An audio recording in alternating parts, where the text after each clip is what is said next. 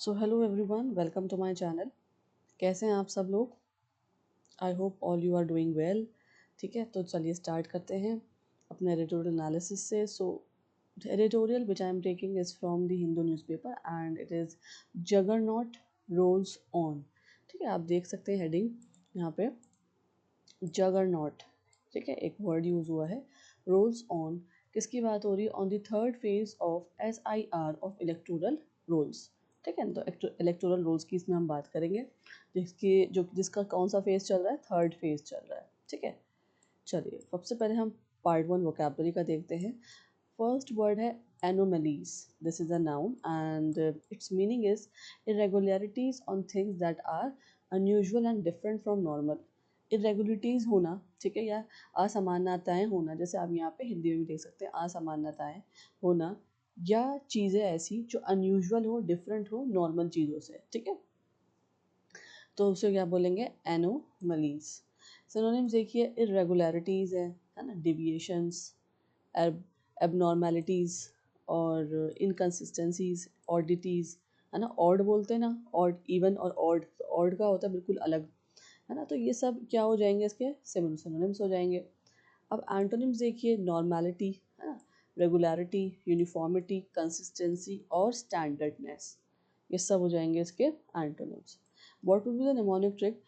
एनिमली sounds like abnormal, something not normal. अब ये एनिमली जो वर्ड है, ये कैसे साउंड करता है? जैसे कोई चीज़ एबनॉर्मल हो, है ना, नॉर्मल ना हो। तो इससे हम कोई भी एबनॉर्मल वर्ड से एनिमली वर्ड याद रख सकते हैं। Next very important word is disenfranchisement. Disenfranchisement is a noun और ये काफ़ी बार आता है, ठीक है, एडिटोरियल में, न्यूज़ वगैरह में यूज़ होता है। इसका मीनिंग क्या होता है? The act of taking away someone's voting rights. ठीक है ना, ऐसा एक्ट करना, किसी की वोटिंग राइट्स ले लेना, मताधिकार से वंचित करना। सिनोनिम्स देखिए, एक्सक्लूजन, डेप्रीवेशन, डिस्क्वालिफिकेशन, सप्रेशन और मार्जिनलाइजेशन। ठीक है, एंटोनिम्स देखते हैं, empowerment, inclusion, authorisation, enfranchisement, participation. What is the mnemonic?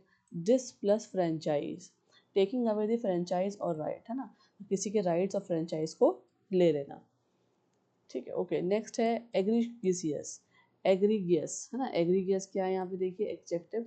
And what is the meaning? Extremely bad और शॉकिंग, कोई चीज़ बहुत ज़्यादा बैड है या बहुत ज़्यादा शॉकिंग है, एग्रीजियस। ठीक है, एग्जाम्पल देखें, शॉकिंग, आउटरेजियस, हेनियस, अपॉलिंग, फ्लैग्रेंट, ये सब क्या हो जाएंगे इसके synonyms. Now what will be the antonyms? Excellent, admirable, acceptable, है ना, एक्सेप्ट करना, डिसेंट, माइनर, मामूली। ये सब ऑपोजिट्स हैं, याद रखेंगे एग्रीजियस के। ठीक है, what will the mnemonic trick? Egregious, extremely gross, है ना। एग्रीजियस का क्या निमोनिक ट्रिक से आप याद रख सकते हैं? कैसे याद रख सकते हैं कि बहुत, एक कोई चीज़ बहुत ज़्यादा ग्रॉसी है ना, हमें अच्छी नहीं लग रही, बहुत ज़्यादा बुरी है, तो आप उस चीज़ से ये वर्ड जो है याद रख सकते हैं। नेक्स्ट देखते हैं, arbitrary is an adjective. Again arbitrary क्या है? डिस्क्राइबिंग वर्ड है। And what is the meaning? Based on personal choice instead of rules और लॉजिक। पर्सनल चॉइस पे ज़्यादा डिपेंड होना रूल्स और लॉजिक के अलावा। सिनोनिम्स देखिए, रैंडम, है ना, अनरीजनेबल, डिक्टोरियल, सब्जेक्टिव और कैप्रिशियस, ये सब हो जाएंगे सिनोनिम्स। एंटोनिम्स क्या होंगे? लॉजिकल, फेयर, रीजनेबल, सिस्टमैटिक और रैशनल, ये सब क्या हो जाएंगे? सिनोनिम्स, एंटोनिम्स हो जाएंगे, ऑपोजिट्स हो जाएंगे। अब निमोनिक ट्रिक क्या है? Arbitrary people act according to their own brain only. Arbitrary जो लोग होते हैं वो कैसे एक्ट करते हैं? जैसे थिंकिंग उनके खुद के ब्रेन में आती है वैसे ही वो एक्ट करते हैं, है ना। तो उससे आप ये वर्ड जो है याद रख सकते हैं।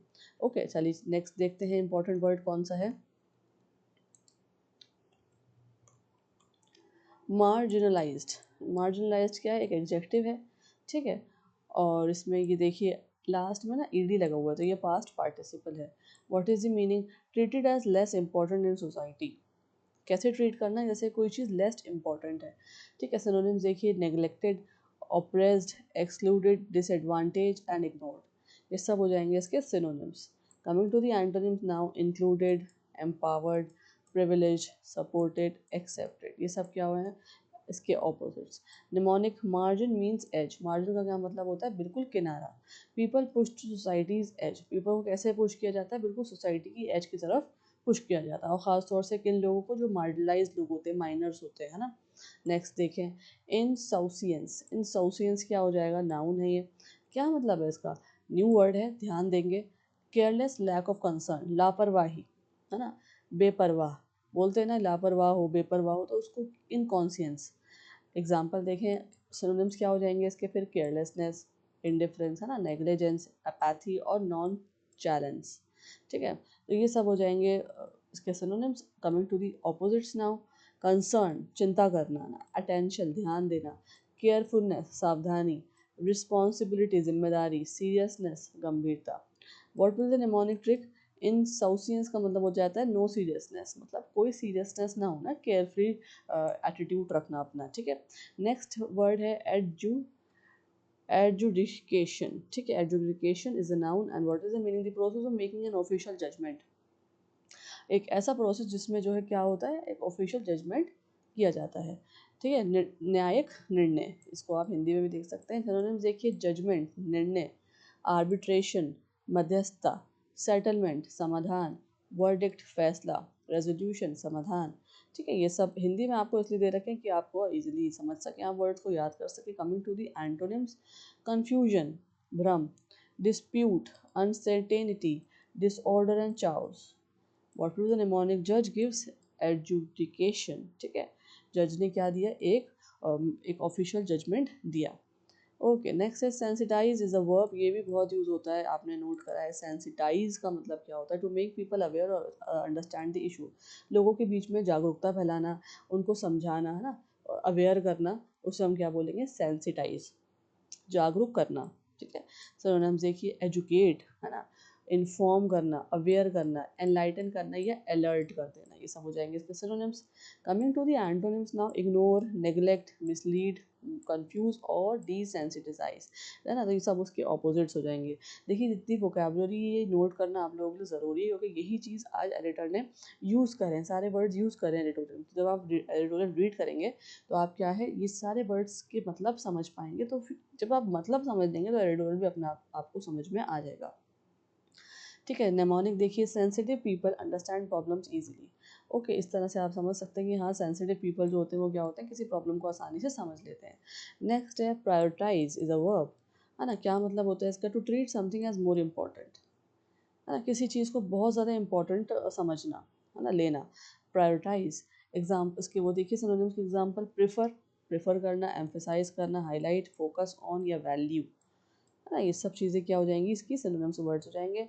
अब ऑपोजिट्स क्या होंगे, इग्नोर, नेग्लेक्ट, ओवरलुक, डिले और डिसरिगार्ड। ओके, नेमोनिक क्या है, प्रायोरिटी कम्स फर्स्ट, है ना, प्रायोरिटी किसी भी चीज़ पे जो है प्रायोरिटी पहले आती है। इस प्रायोरिटी का मतलब क्या है, कोई भी ऐसी चीज़ जो बहुत ज़्यादा इंपॉर्टेंट लगे करने में, है ना, तो पहले हम उस चीज़ को देखते हैं, करते हैं। नेक्स्ट है universal franchise, very important noun phrase है ये, क्या है, नाउन फ्रेज, यूनिवर्सल फ्रेंचाइज का क्या मतलब होता है, देखें, the right of all adult to vote, right है, कौन सा राइट की बात हो रही है, सारे अडल्ट की, जिसमें जिसमें वो वोट कर सकते हैं। फिर उन्हें देखिए, वोटिंग राइट्स, है ना, इलेक्टोरल राइट्स, डेमोक्रेसी, सफरेज और citizen participation. Coming to the antonyms, dictatorship, disenfranchisement. ठीक है, अभी हमने इसका मतलब पढ़ा, मताधिकार को वंचित करना, उससे छीन लेना। ठीक है, एक्सक्लूजन, सपरेशन और इनइक्वालिटी, असमानता, ये सब इसके क्या हो जाएंगे, ऑपोजिट्स हो जाएंगे यूनिवर्सल फ्रेंचाइज के। इसके निमोनिक ट्रिक देख लें, यूनिवर्सल का मतलब होता है फॉर एवरीवन, है ना, यूनिवर्सल मतलब हम पूरी वर्ल्ड की बात कर रहे हैं, यूनिवर्स की बात कर रहे हैं, इसका मतलब फॉर एवरीवन, फ्रेंचाइज मतलब वोटिंग राइट। चलें आगे देखते हैं, फ्रेजल वर्ब्स बहुत इंपॉर्टेंट है, चेंज कोर्स, चेंज कोर्स क्या है, टू चेंज अ डिसीजन, है ना, डिसीजन को चेंज करना, प्लान को चेंज करना या डायरेक्शन को चेंज कर देना, चेंज कोर्स। एग्जाम्पल देखें, the committee decided to change course after public criticism, committee ने क्या करा, डिसाइड करा कि वो कोर्स को चेंज कर देगी पब्लिक क्रिटिसिज्म के बाद। फॉल्स ऑन, देखिए नेक्स्ट क्या है, falls on, to become someone responsibility और ड्यूटी, है ना, किसी की ड्यूटी बन जाना या रिस्पॉन्सिबिलिटी बन जाना। एग्जाम्पल देखें, the responsibility falls on citizens to protect democracy, अब रिस्पॉन्सिबिलिटी किस पे आती है, सिटीजन्स पे आती है कि वो डेमोक्रेसी को प्रोटेक्ट करके रखें। नेक्स्ट फिक्स प्रपोजिशन रिलायंस के साथ देखिए यहाँ ऑन लगा है ना, प्रपोजिशन रिलायंस ऑन का क्या मतलब हो गया, डिपेंड होना, depending on someone on something है ना। डिपेंड होने पे काफ़ी सारे फिक्स प्रपोजिशंस आते हैं, पहले भी हम कर चुके हैं, लेकिन यहाँ पे भी देखिए नया वर्ड आ गया रिलायंस। रिलायंस मतलब किसी पे डिपेंड होना।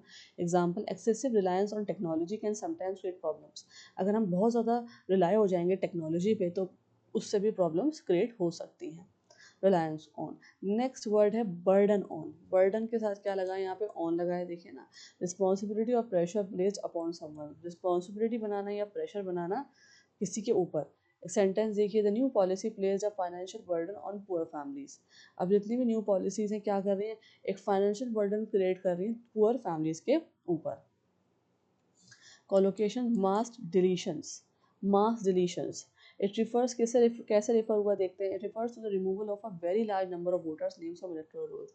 अब देखिए मास डिलीशन जो हुआ है ना, ये हुआ है इलेक्टोरल रोल्स के अंदर। जो लिस्ट होती है इलेक्टोरल रोल्स में, उसमें बहुत सारे वोटर्स को डिलीट कर दिया गया है, रिमूव कर दिया गया है, तो उसको क्या बोला गया है, कौन सा कोलोकेशन यूज हुआ है, मास डिलीशंस। ठीक है। अब ये देखिए मास जो है वो हमेशा यूज होगा ऐसी एक्शन के साथ जिसमें इफ़ेक्ट कर रहे होंगे बहुत सारे लोग या थिंग्स टुगेदर, है ना। Use with the action affecting many people और थिंग्स टुगेदर। और फॉर्मल इंग्लिश में हम हमेशा मास डिलीशंस ही बोलेंगे।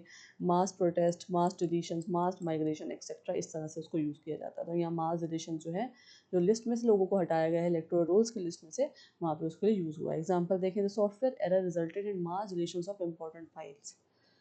ठीक है। नेक्स्ट है स्ट्रक्चरल चेंजेस। काफ़ी बार और कई जगह यूज़ होता है न्यूज़ में। स्ट्रक्चरल चेंजेस का क्या मतलब है, it refers to a major changes in the system और method use by election commission. जो मेजर चेंजेस लाए गए हैं सिस्टम के अंदर या मेथड के अंदर, कौन से सिस्टम के अंदर, किसके द्वारा, इलेक्शन कमीशन के द्वारा, जो यूज़ कर रहे हैं इलेक्शन कमीशन इलेक्टोरल रूल्स के लिए, उसके अंदर एक नया सिस्टम या कोई मेथड लाया गया है, उसको क्या बोला है, स्ट्रक्चरल चेंजेस लाए बोले हैं। ठीक है। स्ट्रक्चर जो है वो हमेशा या आएगा सिस्टम्स के साथ, पॉलिसीज़ के साथ, रिफॉर्म्स के साथ या इंस्टीट्यूशन के साथ। In formal English we commonly say structural changes, हमेशा हम क्या बोलते हैं, स्ट्रक्चरल चेंजेस, स्ट्रक्चरल रिफॉर्म्स या स्ट्रक्चरल इश्यूज, है ना, इस तरह से वर्ड्स आते हैं। हम देखो कोलोकेशंस आते हैं, वो आप समझ रहे होंगे क्यों आते हैं। Example, the education system requires structural changes for better learning outcomes. हमारा एजुकेशन सिस्टम है उस वहाँ पे भी ज़रूरत है स्ट्रक्चरल चेंजेस की, ताकि बेटर लर्निंग आउटकम्स निकल सकें। ठीक है। So these are two most important collocations. Coming to the one word substitutes now. First है एनफ्रेंचाइज। नाउ किसका सब्सटीट्यूट है ये ना, to give someone the right to vote. Enfranchise मतलब किसी को वोट करने का अधिकार देना। नेक्स्ट है इन्यूमरेशन। इन्यूमरेशन बहुत इंपॉर्टेंट है, द प्रोसेस ऑफ काउंटिंग और लिस्टिंग ऑफिशियली, है ना। ऐसा का प्रोसेस जिसमें काउंट किया जा सकता है, लिस्टिंग की जाती है ऑफिशियली, गणना करना, है ना, गणना, सूचीकरण। तो इन्यूमरेशन ना कितना इंपॉर्टेंट वर्ड है, लिखने में तो सेम सिंपल लग रहा है कि किसी की लिस्टिंग करना, काउंटिंग करना, ना गणना गणना करना, लेकिन वर्ड एक तरह से वोकैबुलरी जिसमें हम बोलते हैं कि इंक्रीज करनी आपकी बहुत ज़रूरी है, तो इन्यूमरेशन। ठीक है। These are two very important one word substitutes. Coming to the idiom now, change course, ये मैं आपको बता चुकी हूँ, एज अ इडियोमेटिक फ्रेज भी यूज हुआ होता है ये। To change a plan, plan को चेंज करना, है ना, और डिसीजन को चेंज करना, डायरेक्शन को चेंज करना। एग्जाम्पल देखें, the government change course after facing public criticism. ठीक है। Falls on, to become someone's responsibility, ये भी मैंने आपको समझाया, एज अ फ्रेजल वर्ब आया। फर्स्ट चेंज कोर्स जो कॉलोकेशन में समझाया, तो एज अ इडियोमेटिक फ्रेज भी हम इन दोनों को यूज़ करते हैं। फॉल्स ऑन का मतलब क्या होता है, to become someone's responsibility. Example देखें, responsibility to protect democracy falls on every citizen. Okay. Jargons, what are jargons, special terms होती हैं जो पर्टिकुलर प्रोफेशनल फील्ड्स में हम यूज़ करते हैं। तो इसमें क्या है, आज के एडिटोरियल में यूज़ हुआ, देखिए कि पॉलिटिक्स से रिलेटेड है, डेमोक्रेसी से रिलेटेड है, तो देखते हैं इलेक्टोरल रोल्स, है ना। इलेक्टोरल रोल्स मैं आपको पहले भी बता चुकी हूँ। ऑफिशियल लिस्ट होती है जिसमें क्या होते हैं, नेम्स होते हैं लोगों के, है ना, जो वोट कर सकते हैं, उन सबके नेम्स होते हैं, है ना। ऑफिशियल लिस्ट बोलते हैं इसको, मतदाता सूची बोलते हैं। एग्जाम्पल देखिए, the election commission updated the electoral rolls before the election. Election से पहले क्या करा है, इलेक्टोरल रोल्स को अपडेट कर दिया, किसने, इलेक्शन कमीशन ने। Burden of proof, burden of proof, है ना, बहुत इंपॉर्टेंट टर्म है, इसको भी देखते हैं।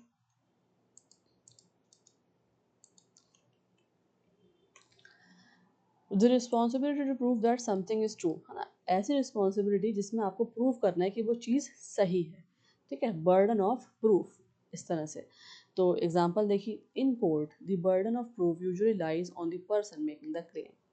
तो कोर्ट का एग्जांपल यहाँ पे दिया है। कोर्ट में क्या होता है, बर्डन ऑफ प्रूफ किस पे होता है, जो बंदा, जो पर्सन क्या कर रहा है, क्लेम कर रहा है, उसको प्रूफ देना होता है ना कि वो क्लेम कर रहा है, किसी पे एक्यूज कर रहा है, किसी को ना, किसी पे आरोप लगा रहा है, तो उसका प्रूफ चाहिए। तो बर्डन ऑफ प्रूफ। ओके, चलें, this is the editorial, read this is the first paragraph. ठीक है, इसको आप रीड करें, then I will be showing to next paragraph. उसके बाद आज जो मैं आपको एक्सप्लेन करूँगी एडिटोरियल, तो थोड़ा सा उसका मेथड और स्ट्रक्चर डिफरेंट है। ठीक है, आपको नोट्स भी चाहिए थे तो वो तो अवेलेबल होंगे, नोट्स के साथ एक्सप्लेनेशंस भी आपको मिल जाएंगी, ताकि कुछ बच्चों का कहना था कि मैम आप रीड करके भी हमें एडिटोरियल समझाइए। सो मैंने सोचा जो अब मैं आपको समझाऊंगी इसको पढ़ने के बाद, वो थोड़ा सा डिफरेंट है मेथड और स्ट्रक्चर, तो हो सकता है आपको वो समझ में आए और आसान भी लगे, क्योंकि आरसी जो है ऑलमोस्ट सारे ही एग्ज़ाम में आता है और बहुत इम्पॉर्टेंट है। उसके लिए आपको जो एडिटोरियल की पैटर्न है, लिखने का तरीका एडिटर का, है ना, वो समझना ज़रूरी है, क्योंकि डिफ़िकल्ट लगता है बच्चों को पढ़ना। और दूसरी चीज़ ये भी है कि वोकैबलरी, ठीक है, वोकैबलरी जो यूज़ होती है वो आपको अच्छे से आनी चाहिए, क्योंकि किसी भी टॉपिक पे वो आपको पैसेज दे सकते हैं।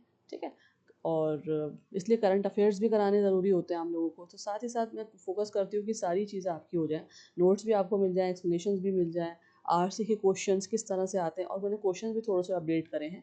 ठीक है, सिर्फ और सिर्फ यूपीएससी और एसएससी वालों बच्चों के लिए नहीं है, दूसरे एस्पिरेंट्स जो हैं, हायर कॉम्पिटिटिव एग्जाम्स जितने भी होते हैं, टीचिंग वगैरह के एग्जाम्स, और उसके अलावा भी जितने भी हायर कॉम्पिटिटिव एग्जाम्स हैं, उस पर भी बेस्ड मैं आपको क्वेश्चन अब इस पर देने वाली हूँ, तो वो मैंने आप इसमें दिए हैं। सो वो सब वहाँ तक हम जाएंगे, लेकिन पहले हम एक बार रीड करेंगे। तो आप मैं टाइम दे रही हूँ 2 मिनट, इसको फटाफट स्किमिंग मेथड से रीड करिए फर्स्ट पैराग्राफ को, देन दी सेकेंड पैराग्राफ। ठीक है, your time starts now, read the paragraph.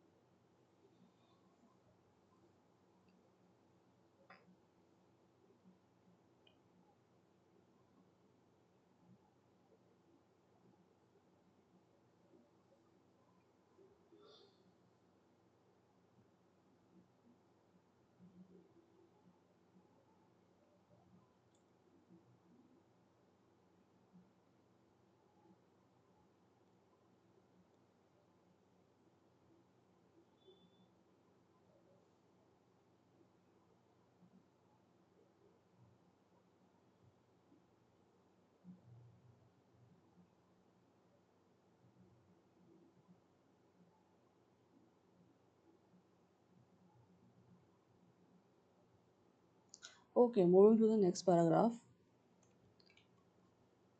So this is the second paragraph. It is a small one. ठीक है, आप इसको जल्दी से भी रीड कर लीजिए। सेकंड पैराग्राफ छोटा सा है यहाँ तक, कंक्लूजन ज़रूर देखेंगे। ठीक है, सारे abbreviations, important keywords, vocabulary note करेंगे। ओके,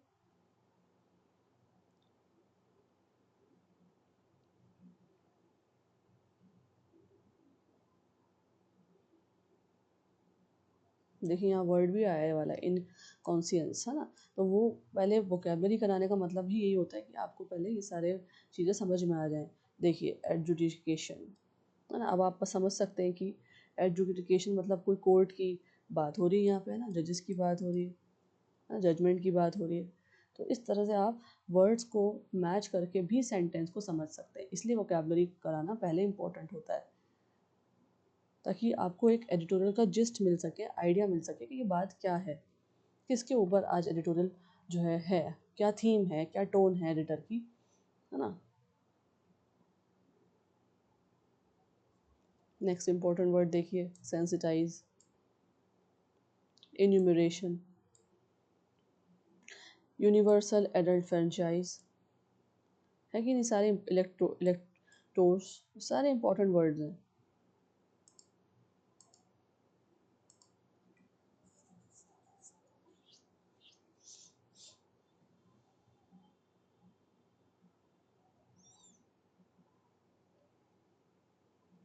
चेंज कोर्स,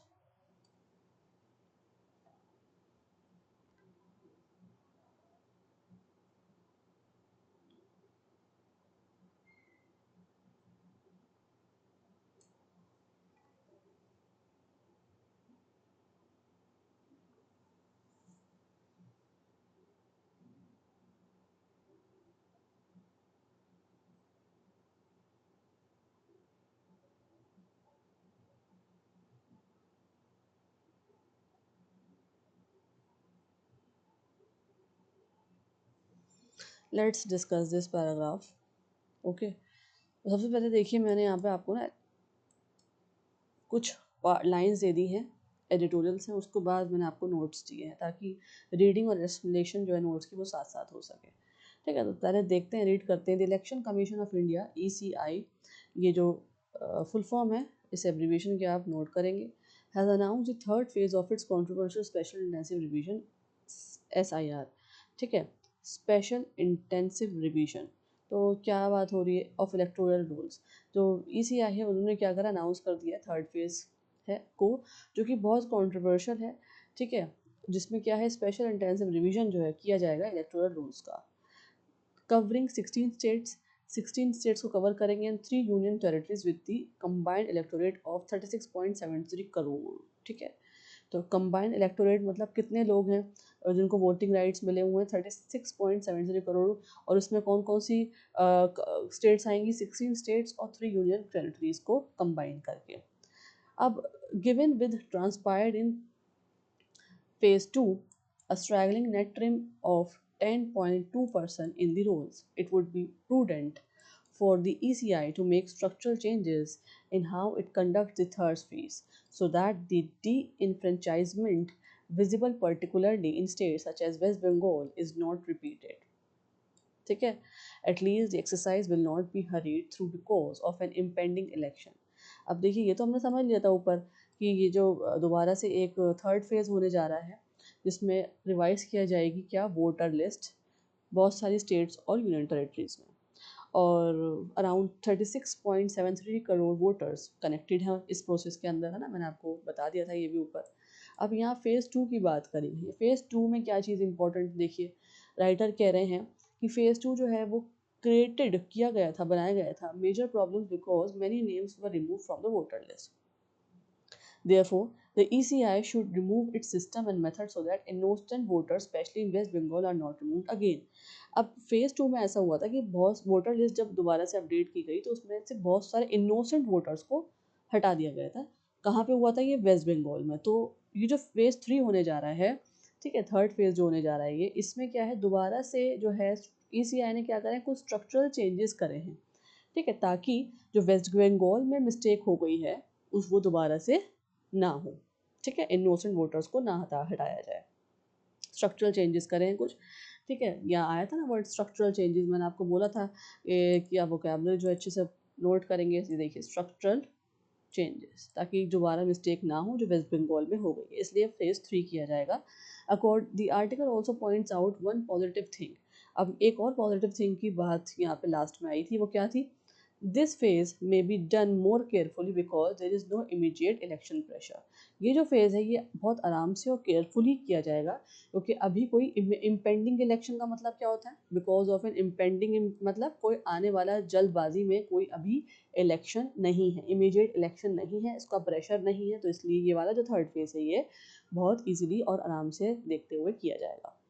ठीक है, यहाँ तक आपको समझ में आया। Coming to the next paragraph, the SIR। अब आप देखिए इसकी फुल फॉर्म तो आपने समझ ही ली है। The SIR has produce mass deletions of varying scale across states with West Bengal the most egregious, है ना। इंग्रीगियस का मतलब मैं आपको समझाया था, इंग्रीगियस का क्या था, क्या मास डिलीशंस करी हैं, मास डिलीशंस अगेन कोलोकेशन देखिए यहाँ पे आ गया ना। द SIR प्रोड्यूस ने क्या करा, मास डिलीशन करी है बहुत ज़्यादा लार्ज स्टेट में, कई स्टेट्स के अंदर, और वेस्ट बंगाल उसके अंदर सबसे आगे रही है। वर्स्ट सिचुएशन जो रही है वेस्ट बंगाल की रही है। इसको भी हम समझ लेते हैं, राइटर क्या कह रहे हैं कि वोटर रिवीजन प्रोसेस जो है उसमें वोटर्स जो के नेम्स डिफरेंट स्टेट्स से बहुत ज़्यादा हटाए गए हैं, काफ़ी ज़्यादा डिलीशन हुई है। West Bengal faced worst situation with the highest level of relations, है ना। वेस्ट बंगाल ने क्या करा, वर्स्ट सिचुएशन देखी गई कि वहाँ से काफ़ी सारे जो है वोटर्स को डिलीट किया गया है इलेक्टोरल लिस्ट में से, वोटर्स लिस्ट में से। आगे देखते हैं, this was the cumulative result of ECI's reliance on faulty software. अब देखिए बहुत इंपॉर्टेंट बात आ रही है यहाँ पे कि जो क्यूमुलेटिव रिजल्ट था ECI का, रिलायंस किस पे रिलायंस थे, वो रिलायंस का मैंने आपको मतलब बताया था डिपेंड थे, तो ECI डिपेंड था किस पे, फॉल्टी सॉफ्टवेयर पे, आर्बिट्ररी क्राइटेरिया, ठीक है, और methodological flaws which together led to the removal of the disproportionately higher number of electors from marginalized and minority communities, most notably in West Bengal। तो ये जो मिस्टेक हुई है वेस्ट बंगाल में, जो हमने देखा है कि काफ़ी सारे वोटर्स को डिलीट कर दिया गया इलेक्टोरल रोल में से, ये क्यों हुई है वो बता रहे हैं, देखते हैं।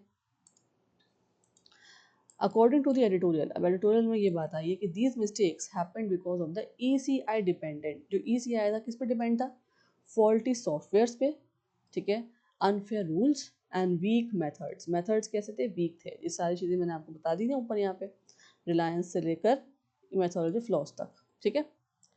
उसके बाद जो ये एरर्स आए, these errors mostly affected poor. अब ये जो किसको इफेक्ट हुआ है, इस पर पुअर लोगों पे, ठीक है, वेस्ट बंगाल के जितने पुअर पीपल हैं, सिविलियंस हैं, marginalised minorities communities, causing many genius genuine workers to loss their names from the roles.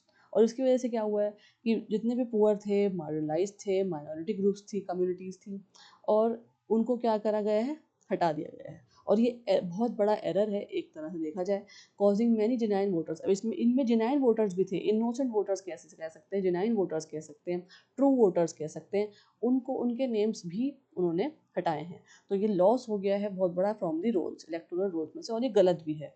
तो इसी वजह से क्या थर्ड फेज़ की जो बात हो रही है, जो मैंने फर्स्ट पैराग्राफ में आपको बताया कि थर्ड फेज़ कैसे किया जाएगा, बहुत ज़्यादा सोच समझते हुए और केयरफुली देखते हुए उसको सब चीज़ें किया जाएगा, और उसमें स्ट्रक्चरल चेंजेस भी किए हैं इलेक्शन कमीशन ने। अब लास्ट लाइन देखते हैं, across states the SIR was marked by the centralization of data and decision making in ECI authorities in New Delhi rather than with empowered electoral registration officers in the states। अब यहाँ पे एक बात important आ रही है, वो क्या है कि the article also criticize, यहाँ पे क्रिटिसाइज कर रहे हैं एडिटर जो कैसे क्रिटिसाइज कर रहे हैं, यहाँ देखिए, ये जब भी ऐसा कोई आप देखें ना लाइन एडिटोरियल में कि कोई नेक्स्ट लाइन शुरू हो रही है और एकदम से एक नया वर्ड से शुरू हो रही है, जैसे अक्रॉस स्टेट, एकदम से नई बात आई है, द SIR वो मार्क, तो इसका मतलब क्या है कि एडिटर अपनी अब बात कह रहा है, यहाँ पे अपना आर्गूमेंट रखना है ना, अपनी बात कह रहे हैं। तो यहाँ पे क्या आएगा, आर्टिकल क्या कर रहा है, क्रिटिसाइज कर रहा है। आर्टिकल क्रिटिसाइज नहीं कर रहा है, कौन क्रिटिसाइज कर रहा है, एडिटर। क्या, the ECI for keeping control, है ना, द ECI ने जो कंट्रोल रख रखा है किसके ऊपर, डिसीजन मेकिंग के ऊपर, कहाँ पे, न्यू दिल्ली में, instead of allowing state officers to handle the process properly.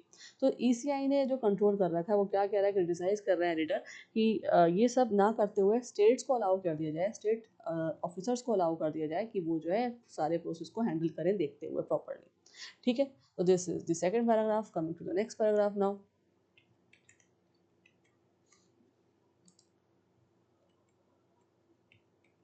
okay, by booth rationalization conducted in parallel with enumeration rather than after it, which obscured the scale of deletions and made it harder for electors to verify their inclusion. यहाँ तक देखते हैं, इसका मतलब क्या है, article क्या कह रहा है, आर्टिकल एक्सप्लेन्स। अब ये आर्टिकल एक्सप्लेन्स का मतलब ये क्या है कि एडिटर एक्सप्लेन कर रहे हैं क्या, द बूथ चेंजेस, जो बूथ में चेंजेस आते हैं, and voter counting were done at the same time instead of by step. अब क्या है, जो बूथ चेंजेस हैं, वोटर काउंटिंग क्या होती है, एक साथ की जाती है। एक बात यहाँ पे वो बता रहे हैं, ठीक है, ये जो है अलग अलग स्टेप बाय स्टेप की जाए, ठीक है। बिकॉज ऑफ दिस, इसी की वजह से क्या होता है, people could not clearly understand how many names had been deleted and whether their own names will still present. इसी वजह से ये जो ऊपर बात आई है विद विच ऑब्सक्यूर्ड, मतलब लोगों को कन्फ्यूजन हो जाती है, ठीक है, ऑब्सक्यूरनेस हो जाती है कि scale of deletion and made it if harder for electors to verify their inclusion, है ना। तो क्या होता है, सिटीजन्स को पता नहीं होता, इलेक्टर्स को पता नहीं होता कि उनके कहाँ पे डिलीशन है उनकी नेम्स की और कहाँ पे उनके नेम्स प्रेजेंट हैं, ठीक है। तो ये क्लियर होनी चाहिए चीज़। आगे बढ़ते हैं। And by software errors and by software errors that deleted entire sets of duplicate names rather than by the access entries। यहाँ पे सॉफ्टवेयर की भी दिक्कत थी, क्या हुआ था, द राइटर ऑल्सो सेज, क्या बात कह रहे हैं, दैट सॉफ्टवेयर मिस्टेक्स जो हो जाती है remove all duplicate names completely. क्या हुआ है, उसकी मिस्टेक की वजह से, सॉफ्टवेयर मिस्टेक की वजह से क्या हुआ, जितने भी डुप्लीकेट नेम्स थे वो सब डिलीट कर दिए गए। Even when only extra entries would have been deleted, सिर्फ कौन सी एंट्रीज डिलीट करनी थी, एक्स्ट्रा एंट्रीज, यहाँ लिखा हुआ है, rather than only the excess entries, excess मतलब ज्यादा वाली एंट्रीज जो डुप्लीकेट है ना, एक्सेस एंट्रीज वो डिलीट करनी थी उन्होंने, वहाँ पे क्या हुआ, एरर की वजह से सारे डुप्लीकेट नेम्स डिलीट हो गए, एक्स्ट्रा एंट्रीज डिलीट करनी थी सिर्फ। This cause denied voters to disappear from the electoral rolls, इसकी वजह से क्या हुआ, एक प्रॉब्लम आ गई, बहुत बड़ी मिस्टेक हो गई कि जो डिनाइड वोटर्स थे वो भी डिसअपियर कर दिए गए इलेक्टोरल रोल्स की लिस्ट में, ऑफिशियल इलेक्टोरल रोल्स की लिस्ट में उनका नाम नहीं थे, ठीक है। अब देखते हैं एक और बात लास्ट में आ रही है, वो क्या है, most fundamental of all is the design of the enumeration process itself। सबसे इम्पोर्टेंट फंडामेंटल पार्ट क्या है कि जो डिज़ाइनिंग हुई हुई है किस चीज़ की, किस तरह से इन्यूमरेशन प्रोसेस किया जाएगा, which places the onus on electors rather than ECI officials to establish eligibility on the rolls, ठीक है। अब देखते हैं इसका क्या मतलब, इलेक्टोरल क्रिटिसाइज किया जा रहा है अगेन, मोस्ट फंडामेंटल से बात शुरू हो रही है, मतलब फिर से एडिटर जो है क्रिटिसाइज कर रहे हैं क्या, the system because ordinary voters are being forced to prove their eligibility instead of ECI officials doing proper verification themselves, है ना। ये हम तो चीज़ देख ही रहे हैं, ये क्या हो रहा है कि वोटर्स को फोर्स किया जाता है कि वो अपनी आइडेंटिटी को प्रूव करें, है ना। ये अभी भी हो रहा था काफ़ी जगह पे, जबकि क्या करना चाहिए, क्या कह रहे हैं एडिटर कि ECI ऑफिशियल्स को देखना चाहिए, उनको प्रॉपर वेरिफिकेशन करनी चाहिए, ठीक है, यहाँ लिखा हुआ है the ECI officials doing proper verification themselves. तो ये वो सिटीजन्स को या लोगों पे वो फोर्स ना हो कि वो अपनी एलिजिबिलिटी को प्रूव करें कि वोटिंग लिस्ट में है या नहीं है, या प्रॉपर ऑफिशियल वोटर्स हैं नहीं है, ठीक है। उसके बदले क्या हो, इंस्टीड कि ECI ऑफिशियल्स देखें, प्रॉपरली वेरिफिकेशन पहले से करके रखें हर सिटीजन की। तो this is the editorial. Coming to the next paragraph, the aggregate result of these flaws. अब ये एग्रीगेट रिजल्ट मतलब क्या है कि ये सारे जितने ज़्यादा बढ़ते जा रहे हैं flaws, the aggregate result of these flaws is visible in the data. तो डेटा में बहुत ईजिली विजिबल है ये सारे flaws. Gender ratio drops, gender ratio drops in the electoral across nearly every state where the SIR was conducted। अब data में क्या देखा गया इंपॉर्टेंट चीज़ कि जेंडर रेशियो ड्रॉप्स बहुत ज़्यादा हैं जेंडर से रिलेटेड, ठीक है। तमिलनाडु कौन, अब वो जगह बताई जाएंगी, Tamil Nadu being the notable exception. This mismatches the officially estimated elector population ratios, ठीक है। इसको समझ लेते हैं पहले। आर्टिकल और क्या बात कह रहा है कि जो मिस्टेक्स हैं वोटर्स के रिवीजन प्रोसेस के and clearly seen in the official data, ये मैंने आपको बताया ना कि ऑफिशियल डेटा में हम देख सकते हैं उसको इजीली, रिवीजन प्रोसेस में विजिबल है ये सारी मिस्टेक्स। और बहुत सारी जगहों पे many states number of women voters reduced abnormally. अब जो जेंडर रेशियो रोल्स जो आ रही है वो बेसिकली किसको फोकस कर रहे हैं यहाँ पे, वुमेन, ठीक है। वुमेन वोटर्स जो हैं वो बहुत ज़्यादा कम देखने को मिल रही हैं। वुमेन वोटर्स रिड्यूस एबनॉर्मली मतलब जेंडर रेशियो मतलब कि एबनॉर्मल डेटा है कि वुमेन जो वोटर्स हैं वो पार्टिसिपेट नहीं कर रही हैं, है ही नहीं इलेक्टोरल लिस्ट में, एक्सेप्ट इन तमिलनाडु। तमिलनाडु में नहीं है ऐसा, showing that the process may not have been fair and accurate. और ये हमें दिखा रहा है कि प्रोसेस जो है वो फेयर या एक्यूरेट नहीं है, ठीक है। आगे बढ़ते हैं। and mismatches with officially estimated electoral population, यहाँ तक हमारे कर लिया. Yet none of this has moved the ECI to change course. अब इसका मतलब क्या है इस लाइन का yet. अब क्या यहाँ पे एडिटर अपनी बात कह रहे हैं, even after seeing these problems the ECI has not change the approach और करेक्टेड दिस मेथड. और इसका मतलब क्या है कि ये सब देखने के बाद भी ECI ने अपना कोर्स जो है वो चेंजेस हैं वो नहीं किए, करेक्ट नहीं किए अपने मेथड्स को. द राइटर फील्स, अब यहाँ पे राइटर की, और ऑब्वियसली राइटर की बात क्या आ रही है, दे फील डिसअपॉइंटेड, है ना, that the lessons of Bihar were not absorbed in phase 2 itself. There is a suspicion that the insouciance word आ गया यहाँ पे देखिए, इज बाय डिजाइन. तो यहाँ पे क्या है, राइटर फील कर रहे हैं disappointment that the same mistakes continue to happen, और बार बार ये मिस्टेक्स हो रही हैं.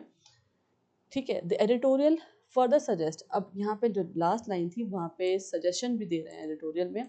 एडिटर क्या suggest that the ECI careless attitude में नॉट बी एक्सीडेंटल. इसका मतलब अगर ये बार बार हो रही है मिस्टेक तो ये एक्सीडेंटल नहीं मानी जाएगी. Since earlier lessons from Bihar were ignored, क्योंकि यहाँ पे बात आई ना बिहार की, देखिए that the lessons of Bihar were not, देखिए आप ना टेंसेस जब भी मैं आपको कराती हूँ, ठीक है, क्यों, जब सेंटेंस जब आप पढ़ेंगे ना, देखिए पैराग्राफ का कोई भी आपको पैसेज पैराग्राफ कहीं से भी दे दें एग्जाम में, आपको देखना है कि किस और किस वक्त की बात हो रही है. अब आपको पता कैसे चलेगा कि पहले की बात हो रही है, वर से, पास्ट टेंस, है ना.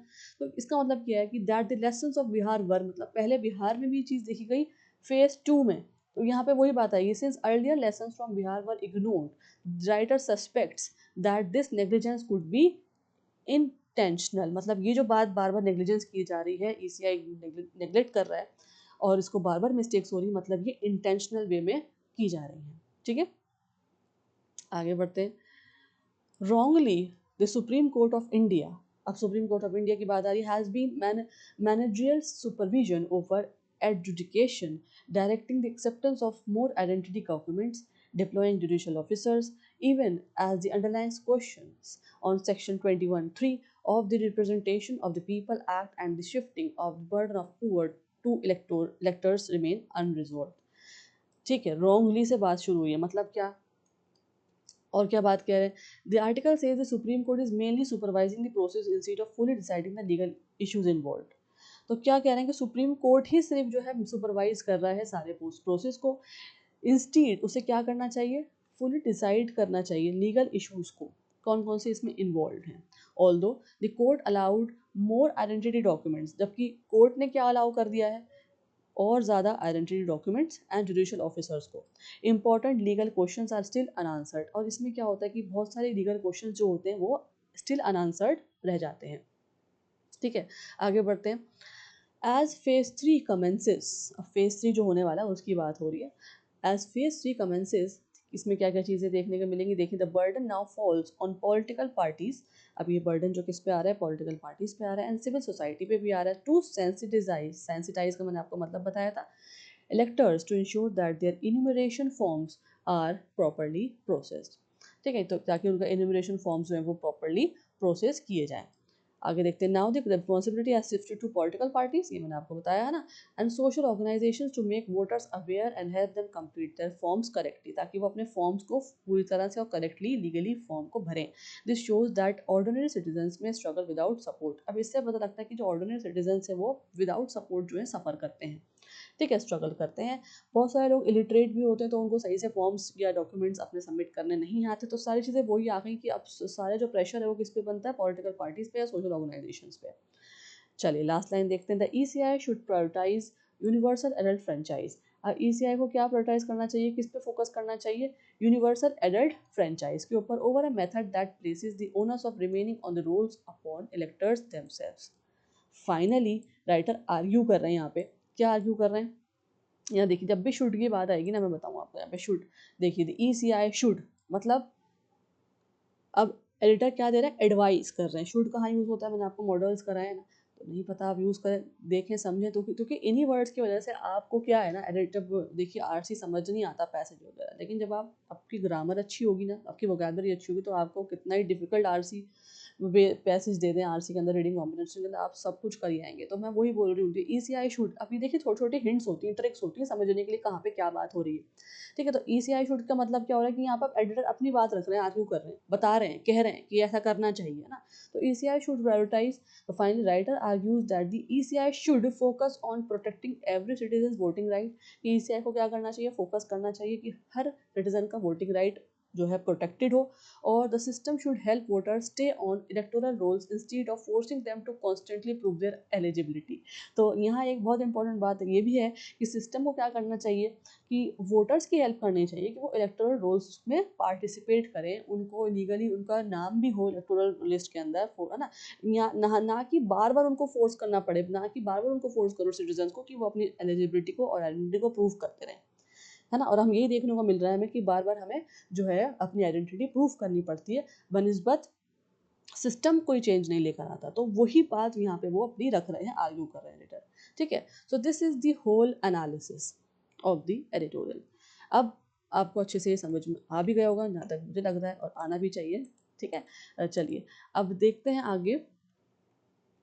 क्वेश्चन आंसर बहुत इंपॉर्टेंट है, क्रिटिकली आपको एग्जामिन करना है the challenges associated with the special intensive revision SIR of electoral rolls in India.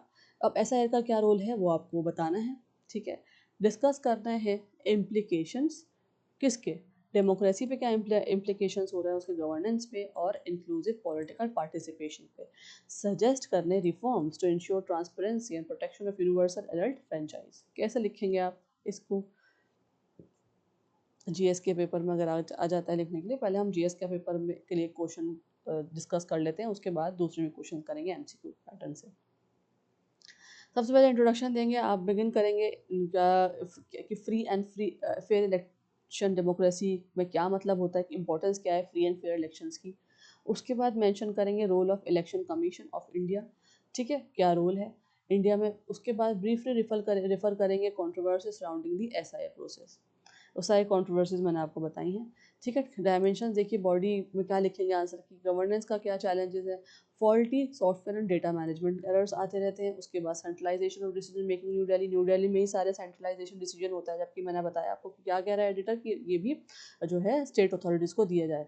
Week role of local electoral registration officers, है ना, बहुत ज़्यादा वीक रोल है किसका, इलेक्टोरल रजिस्ट्रेशन ऑफिसर्स का। ये सब आप बताएंगे। डेमोक्रेटिक एंड सोशल कंसर्न में क्या बताएंगे, देखिए, risk of de-enfranchisement of genuine voters, marginalized and minority communities being disproportionately affected, decline in trust in democracy institution, decline भी तो हो जाता है ना, फिर लोगों का ट्रस्ट खत्म हो जाता है ना इंस्टीट्यूशंस के ऊपर। तो ये आप बताएंगे। लीगल एंड एथिकल इशूज में क्या बताएंगे, burden of proof shifted to citizen institute of authorities. ठीक है, बर्डन ऑफ प्रूफ किस पे आता है, सिटीजन्स पे आता है ना, वो अपनी आइडेंटिटी को बार बार प्रूव करना पड़ता है, अथॉरिटीज पे कुछ नहीं आता बर्डन, तो वो आप बताएंगे।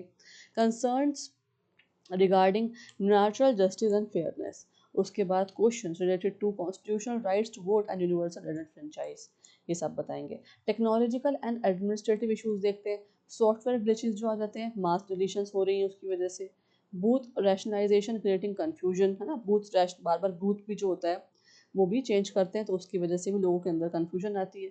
Lack of transparency and grievances redressal mechanisms. Okay, अब केस स्टडीज देख लेते हैं एक बार। Mention alleges large scale deletion in West Bengal, West Bengal में जो हुआ वो आप एग्जांपल दे सकते हैं। Refer to concerns raise after Bihar revision exercise, Bihar में जो रिवीजन प्रोसेस फेज 2 में हुआ उसकी कंफ्यूजन के ऊपर आप बात कर सकते हैं, लिख सकते हैं एग्जाम्पल में। और use examples of Aadhaar linking debates and voter exclusion concerns, ये बहुत इंपॉर्टेंट है। आप भी ये लोग देख रहे हैं, सब देख रहे हैं कि आधार लिंक डिबेट्स जो बार बार होती रहती है कि आधार को लिंक करो, पैन कार्ड को लिंक करो, ये सब चीज़ें जो चलती हैं ये भी आप एग्जांपल देंगे। और वोटर एक्सक्लूजन कंसर्न्स, उसके बाद भी वोटर्स को एक्सक्लूड किया जा रहा है, तो ये आप बताएंगे, इंपॉर्टेंट है। ठीक है, उसके बाद कंक्लूजन कैसे देंगे, independent audit of electoral software systems, अलग से ऑडिट हो सॉफ्टवेयर सिस्टम्स की, greater decentralisation and empowerment of state officials, transparent verification हो और अपील मैकेनिज्म्स हो, अवेयरनेस कैंपेन्स ऑफ वोटर्स की क्या हो, अवेयरनेस कैंपेन हो। उसके बाद parliamentary and judicial oversight for accountability. ये सब आपको इसमें लिखना है प्रॉपर तरीके से। Next question, the editorial argues that the design of the enumeration process places the burden on electors rather than ECI officials. Which of the following can be most logically inferred from the statement? Read the option and question and give me your answers.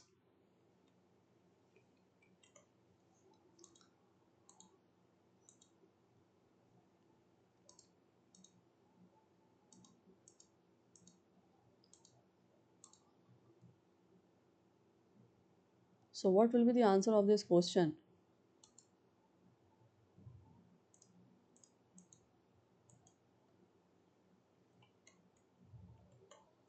C. C is the right answer. Okay. Coming to the next part. Let's see the themes. कैसे questions आ सकते हैं आपके इस theme के ऊपर? Electoral reforms and democratic accountability कहाँ आ सकता है? देखिए, GS2 पॉलिटी एंड गवर्नेंस, ऐसे paper discuss the need for transparent and inclusive electoral reforms in India, how can democratic accountability be strengthened in voterless revision processes. Okay. Next, technology versus human rights in governance. GS2, GS3 technology and governance essay paper.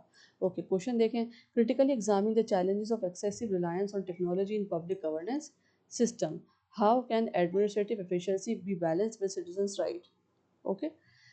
Third देखते हैं theme, inclusive democracy and protection of marginalised communities, GS1 Indian society, GS2 NSA paper है।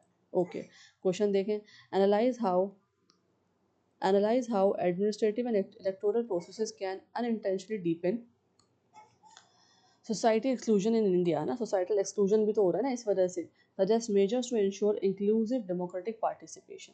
So these are some of the themes based on the editorial, and how the question can come, all the possible questions I have given you. चलिए आगे देखते हैं, ये बहुत important question है। What is the central argument of the editorial regarding the special intensive revision SIR of electoral rules? ठीक है, ये आप ज़रा देखें, इसको मैंने आपको बताया भी है, इसको समझाया है। What is the central argument of the editorial? Central argument क्या है editorial का? Regarding the special intensive revision SIR of electoral rules. Read the options and give me the answer.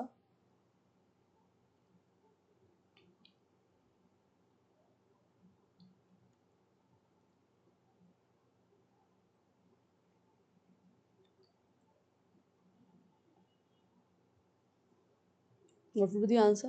C. The flaws in the SIR process risk excluding denied voters and require urgent structural reforms. Okay. यही हमने देखा भी आज, है ना, passage में। This is the central argument.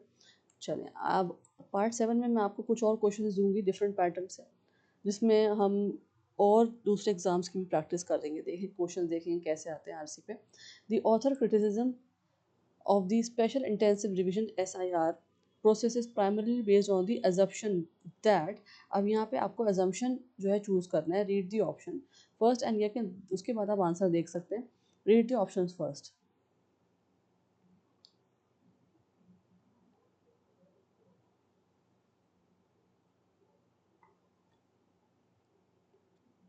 So what will be the answer? Answer is C. Errors in voters verification disproportionately affect vulnerable sections of society, है ना। This is the right answer. Assertion reason के question देखते हैं। Assertion क्या है? The editorial criticizes the ECI's handling of electoral roll revision, है ना। Reason क्या है? The process relied on faulty software, arbitrary criteria and excessive centralization. तो आपको बताना है, जो आपको स्टेटमेंट ऊपर दिया है असर्शन का, क्या वो रीज़न उसका मैच हो रहा है? तो बताएं आप, यहाँ पे ऑप्शंस दिए हुए हैं, आप रीड करें जल्दी से और मुझे आंसर करें।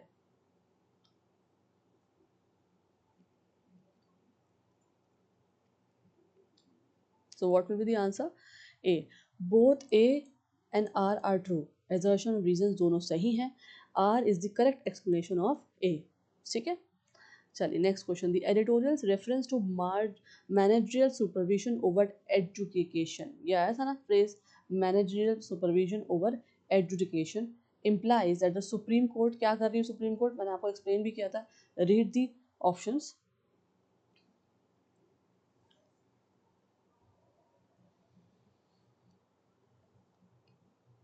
What will be the answer? B.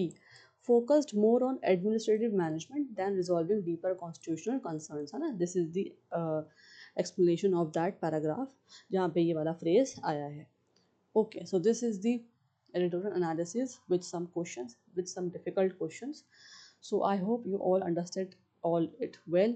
आप सबको अच्छे से समझ में आया होगा, ठीक है?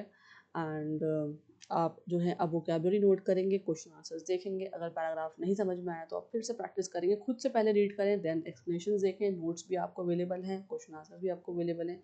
तो this is the complete package on RC practice plus current affairs, ठीक है, प्लस वोकेबलरी ऑल्सो, क्योंकि कोलोकेशंस और जार्गन्स इंपॉर्टेंट है, ताकि आपको जो देखिए एडिटर जो पर्टिकुलर टर्म यूज़ करते हैं ना, according to the theme, according to the topic of the news of the passage, वो बहुत इंपॉर्टेंट हो जाती हैं टर्म्स और जो आपके कॉलोकेशंस होते हैं, ठीक है? तो इसलिए वो मैं समझाती हूँ, ताकि जब भी आप क्वेश्चन में देखें, क्वेश्चंस में भी देखिए आते हैं ना फ्रेजेस, ऐसे टर्म्स, और जब भी आप ऐसे क्वेश्चंस में देखें या पैसेजेस में कहीं देखें, तो आपको समझ में आ जाए कि हाँ, इस टर्म का ये मतलब है, इस जार्गन का ये मतलब है, इस कॉलोकेशन का ये मतलब है, ठीक है? और इस क्या होगा, इससे आपको जब भी आप न्यूज़ पढ़ेंगे ना या देखेंगे, स्पेशली न्यूज़पेपर में जब भी आप कोई भी न्यूज़ पढ़ेंगे, तो वहाँ टर्म्स बहुत यूज़ होती हैं इस तरह से, पॉलिटिकल टर्म है, मेडिकल टर्म है ना, जो लीगल टर्म है, ये सब चीज़ें तो आपको साइंटिफिक टर्म है, तो आपको समझ में आएगा कि हाँ, ये कोलोकेशन इससे रिलेट कर रहा है, तो जब भी आपको जो आर्टिकल है, पैसेज है, कोई भी पैराग्राफ है, वो आपको इजीली समझ में आ सकता है. तो this is the analysis. I hope you understood it all well. Thank you for watching, supporting and participating.